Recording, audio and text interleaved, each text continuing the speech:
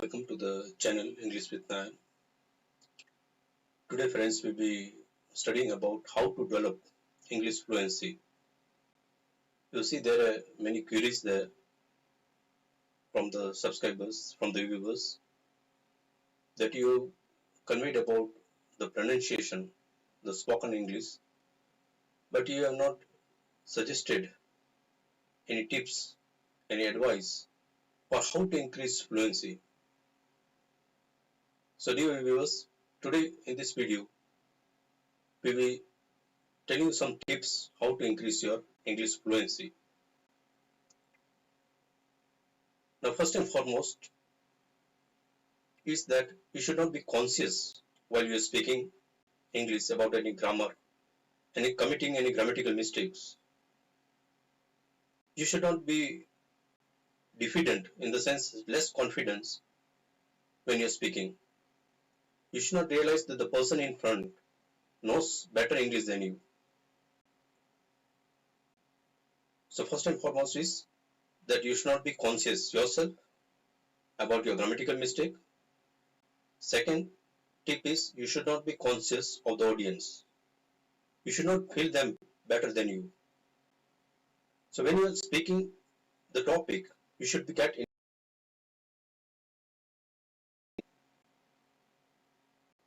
be conscious of what is the next point that you are going to convey, that you are going to deliver. Whether it may be communication to the one person in front or maybe communication to 100% in front. You should be getting lost in the idea, because idea is more important. The content is more important there. Nobody wants to know whether you know complete grammatically correct English or not. They have come to listen to your content there. They want to know some knowledgeable thing from you. They want to get some tips from you, some advice, some suggestion. So you should be conveying that very fluently to the person and making that person understand the tips or the advice or the suggestion or the techniques or the methodology of the particular topic, of the particular event that they come to get knowledge from you.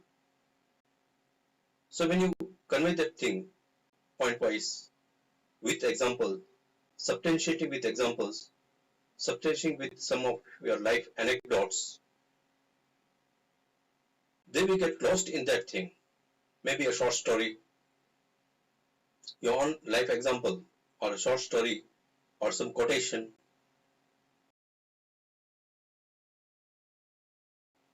So if you substantiate your point by rationality, by logical assertion, or some proofs,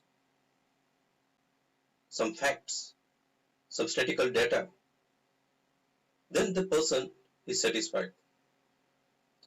So whenever you deliver a speech or whenever you are communicating to a person in front of you individually, you should try to satisfy that person about that content you are delivering, the thing that you want to convey.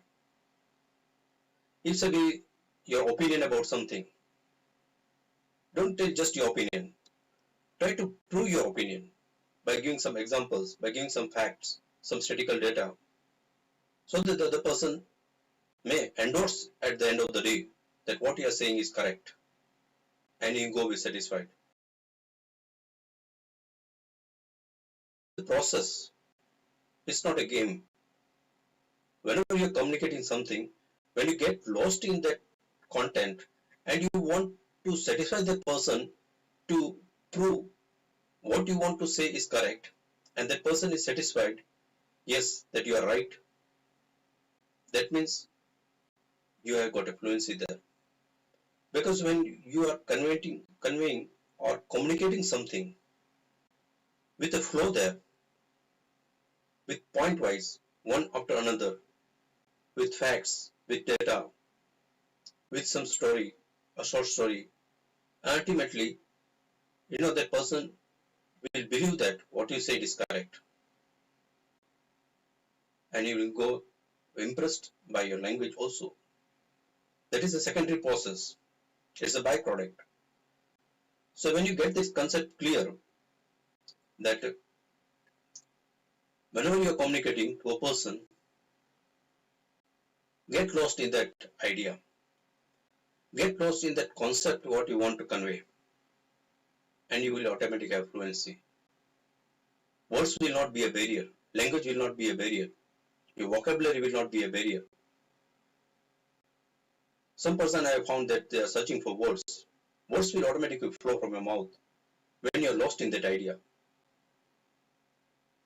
You should not be trying to impress the person by speaking longer sentences or bombastic words or any high five words, a jargon sort of thing, technical language which the other person doesn't understand. Common communication requires only 300 words. Everybody knows 300 words of English. So where is the barrier there? Where is the hindrance there? As I told you, two things.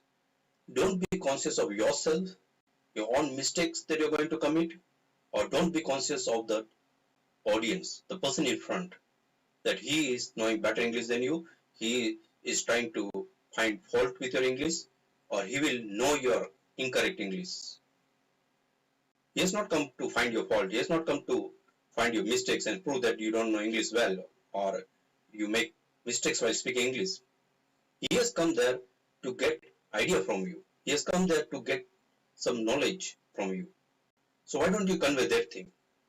And if you got lost in that thing and you understand that point, that the person has not come to find fault with you, your language. He has not come to get impressed by language. He has come only to gain knowledge. He wants to know what he wants to say. The content is important. Similarly, you should not be conscious about yourself committing grammatical mistakes because there is exception of grammatical rules.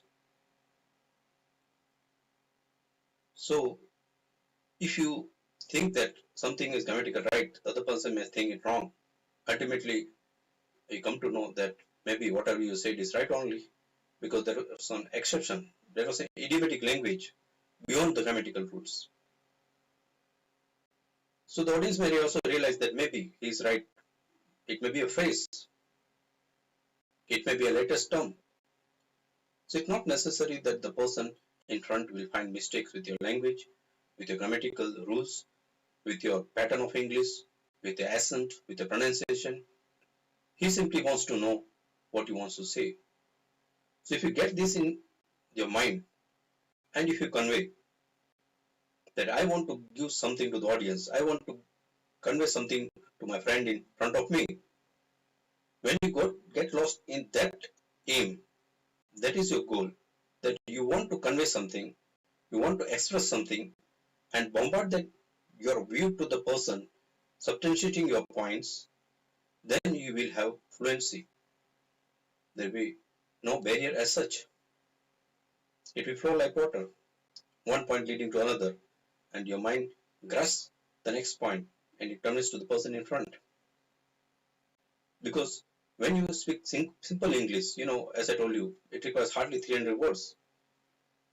The thing is, you don't put it in order because you're not getting lost in what is the next point. You want to memorize or you want to recall some of the grammatical rules and some of the idiomatic language and some of the latest terms of English and want to convey.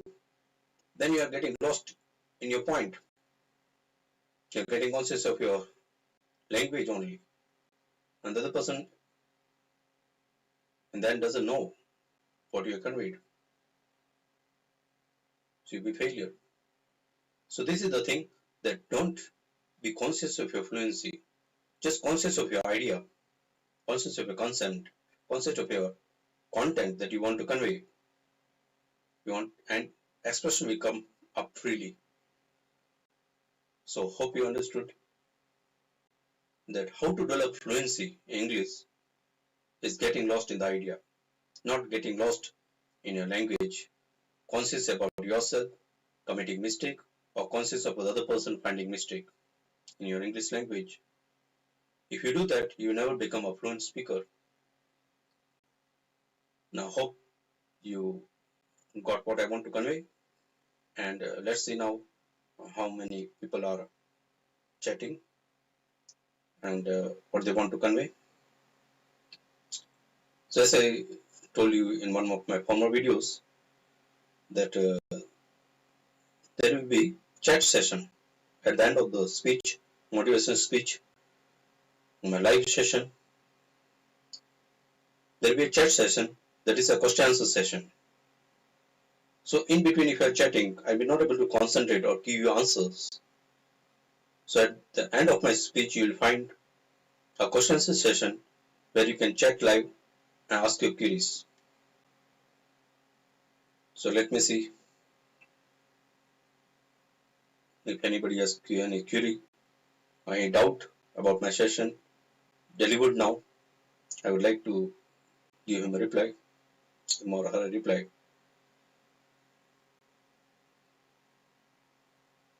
So let me read out. So this will be the thing in all my live session. There will be question answer session at the end, and I don't want you to chat as good morning and good afternoon, hello, and there should not be chat in between also the viewers. So if you're disciplined, you will get more from my live sessions, and if you don't follow the rules, then you will not be happy with the live streaming. So just ask your queries in the live session at the end of the session, the question answer session that we'll have after the live session.